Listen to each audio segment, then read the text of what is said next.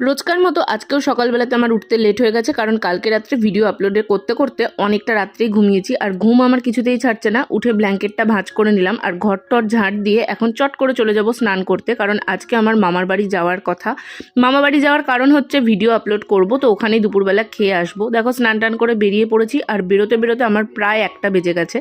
মামা বাড়ির ওপরে ছাদ বাগানটা কি অপূর্ব সুন্দর, তোমাদের সাথে শেয়ার না করে পারলাম না। এই ছাদ বাগানের মেন উদ্যোক্তা কিন্তু আমার ছোট বোন, তবে এখন এটার পরিচর্যা করে পুরোপুরি আমার মামা। ফুলগুলো অপূর্ব রকম সুন্দর লাগছিল, আমি ঘুরে ঘুরে দেখছিলাম। আর ব্লগ তো তোমাদের সাথে অবশ্যই শেয়ার করব আমার ব্লগ চ্যানেল রূপা মজুমদার ব্লগসে। এরপর বসে পড়লাম লাঞ্চ করতে। মেনুটা ফাটাফাটি ছিল। বাড়িতে এসে একটুখানি ঘুম দিয়ে সন্ধেবেলা উঠেছি, তখন প্রায় 6:30। মা গেছিলো বাজারে আর কিছু টুকটাক জিনিস আনার সাথে সাথে এনেছে চপ। সন্ধেবেলা এখন জমিয়ে মুড়ি মাখা হয়েছে, সাথে আলুর চপ আর ওটা সয়াবিনের চপ। একা আমি খাইনি কিন্তু, ভুল ভেবো না, মা আর আমি দুজন মিলে গল্প করতে করতে খেয়েছি।